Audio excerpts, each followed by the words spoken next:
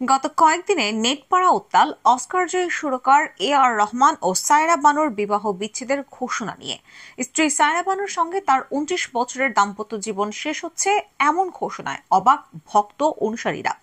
বিচ্ছেদ নিয়ে তুমুল চর্চার মধ্যে মুখ খুললেন সায়রা।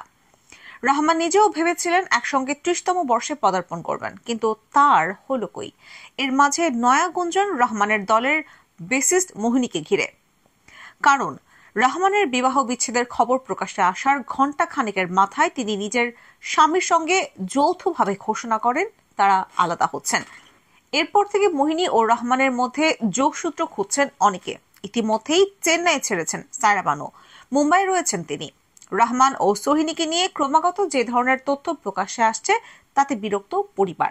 ইতিমধ্যেই বাবার পাশে দাঁড়িয়েছেন ছেলেমেয়েরা। রহমান নিজেও এই ধরনের তথ্য মুছে ফেলার হুঁশিয়ারি দিয়েছেন, নয়তো মানহানির মামলা করবেন তিনি। এই প্রসঙ্গে ইন্ডিয়ান এক্সপ্রেসকে সায়রা বলেন, বেশ কয়েকদিন ধরেই আমি অসুস্থ, সেই কারণে চেন্নাই ছেড়ে মুম্বাই এসেছি। আমি সবকিছু থেকে বিরতি নিতে চেয়েছিলাম। আসলেই সব ইউটিউবার ও সংবাদ মাধ্যমের কর্মীদের অনুরোধ করছি, রহমানের নামে কোনো খারাপ কথা বলবেন না।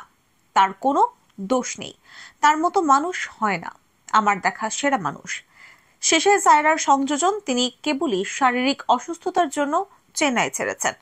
তার কথায়, আমি জানতাম আমি চেন্নাইতে না থাকলেই লোকজন ভাববে সায়রা কোথায় গেল। আসলে আমার চিকিৎসা চলছে। চেন্নাইতে রহমানের এত ব্যস্ততা থাকে যে ওখানে থাকলে এটা সম্ভব হতো না। আমি রহমান কিংবা ছেলে মেয়েদের বিরক্ত করতে চাইনি। এই বিচ্ছেদ নিয়ে আর রহমানের স্ত্রীর আইনজীবীর বন্দনা শাহ জানিয়েছেন, দীর্ঘ তিক্ততা এই বিচ্ছেদের নেপথ্য কারণ। উভয় পক্ষই আপ্রাণ চেষ্টা করেছিলেন মিটিয়ে নিতে, কিন্তু তার সম্ভব নয়। ফলে দীর্ঘ দাম্পত্যের পর এই সিদ্ধান্ত নিতে যথেষ্ট কষ্ট হয়েছে তার। কিন্তু সায়রা অপারগ। তাদের বিচ্ছেদের পর বিপুল অঙ্কের খোরপোশ পাবেন সায়রা। এই নিয়ে ইতিমধ্যে নানা কথা শোনা যাচ্ছে বিভিন্ন মহলে।